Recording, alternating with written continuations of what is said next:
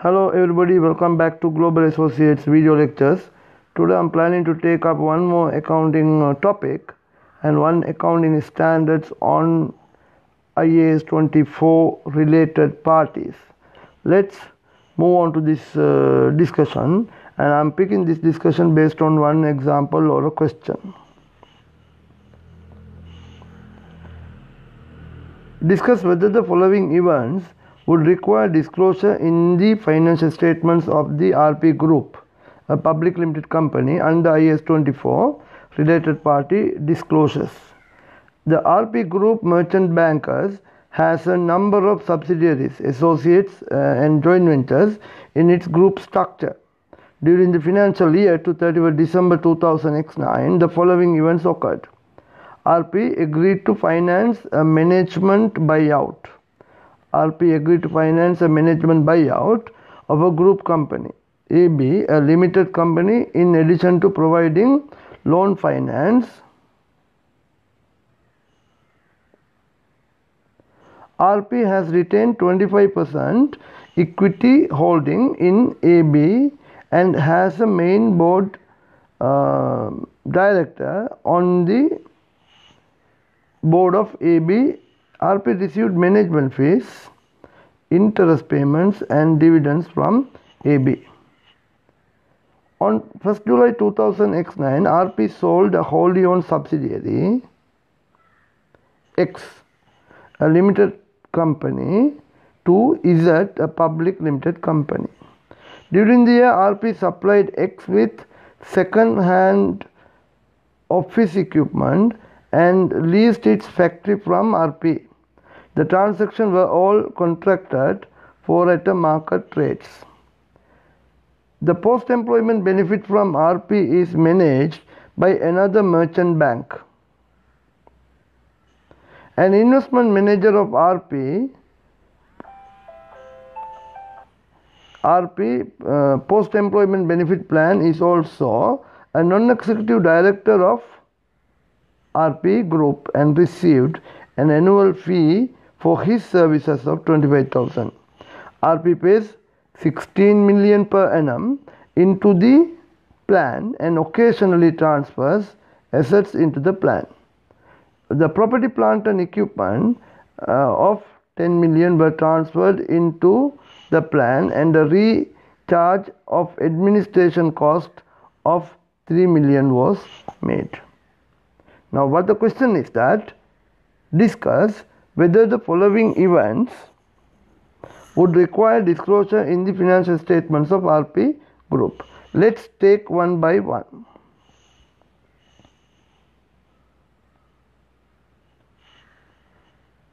First one, the first point is about RP agreed to finance a management buyout of a group company. Now RP and we have AB.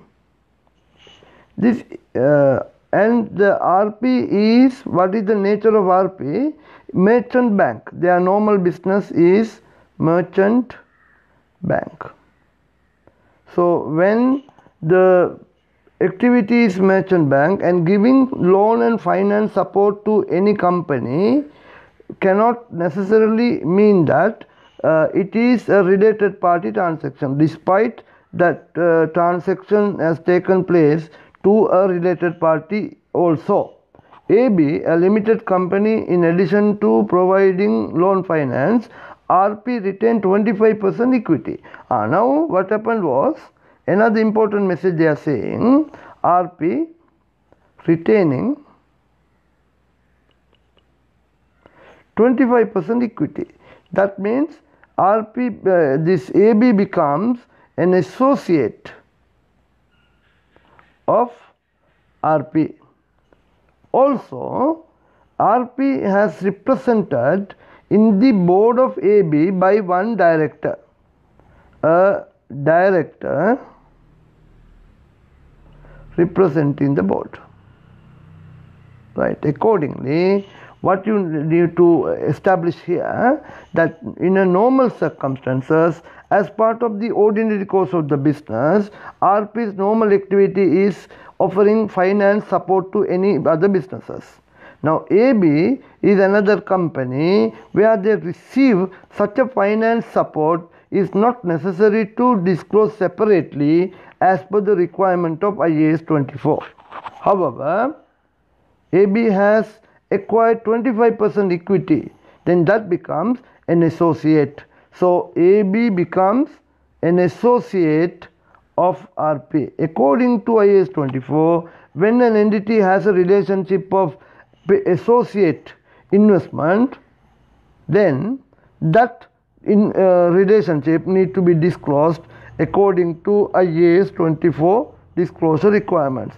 Also, this can be established further by saying that RP has also represented in the board of directors of AB by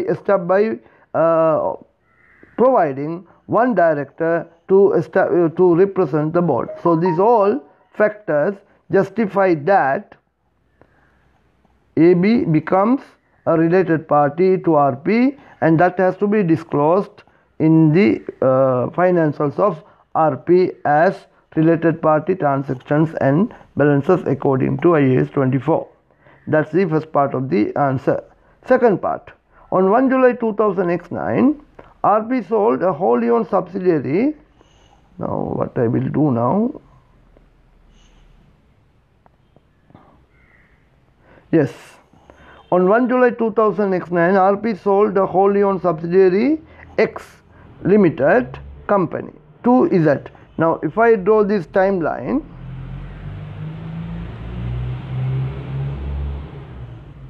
now our financial year end is 31st October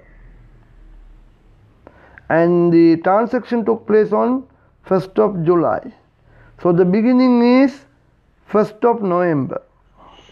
So now during this period, this X, on this date, X is going out of the group relationship and moves on to the another company who acquires. Z acquires X. Z acquires before X is part of RP. Now X Limited to Public Limited, Z Public Limited company. During the year, RP supplied X with second-hand office equipment and X leased its factory from RP.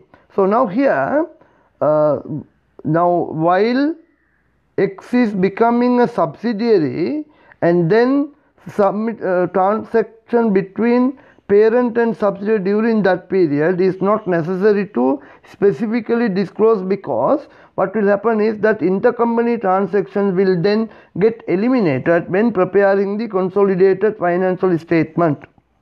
But however, that once that has been disposed and becomes a non-group company, then since that was the subsidiary before, any transaction that is taken place has to be disclosed according to IAS 24. The post disposal, whatever the transactions and leasing activities.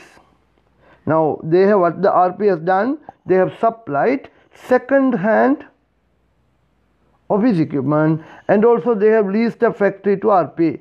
So these has to be disclosed in the books of RP financials. In other words, RP financials as part of the requirement of IAS 24. So this is what the requirement of requirement B, the answer to requirement B is that, where on 1 July RP sold a wholly owned subsidiary X, a limited company, to Z, a public limited company. During the year, RP supplied X with second hand office equipment and X leased out factory from RP. The transactions were all contracted at market price. So it is also important to note that they have done the transaction on an arm's length. So therefore, post disposal, all the transactions prior to disposal, what will happen is that, the parent subsidiary, and when we produce the consolidated, the transaction between the parent and subsidiary will get eliminated. But post disposal, that will not happen. So therefore, that has to be disclosed according to IAS 24. That is about requirement number B. Now let's work on requirement number C. the post-employment benefit plan of RP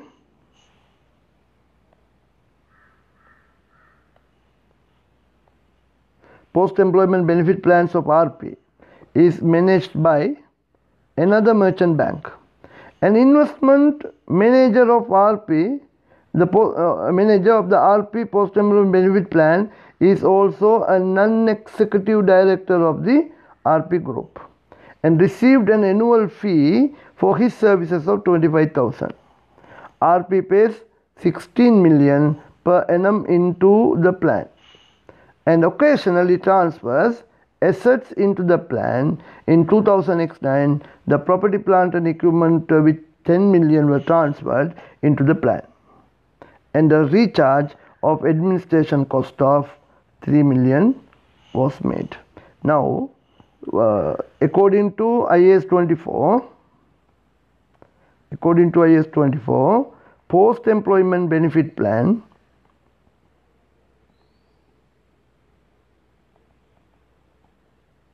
is an example for disclosure. So the post-employment benefit plan is needed to be disclosed. And now what also happened was that now this one of the non-executive director of RP becomes the the investment manager for the post-employment benefit plan. So now generally now his salary $25,000 per annum, but the total annual plan is 16 million. So if you really work out the percentage, it's very minimal. It's very minimal percentage. However, in terms of quantitative aspect, this may not be necessary to disclose. But the important point is that now this manager is a non-executive director, then he becomes a key management personnel of the entity, and therefore that his remuneration needed to be disclosed as part of the key management key management personnel of the situation. And furthermore, now what has also happened is that the asset was transferred 10 million and administration expense was 3 million. Now these two have also needed to be disclosed as part of the requirement of IAS 24 when that is on post-employment benefit plan. So these are the answers to this question actually.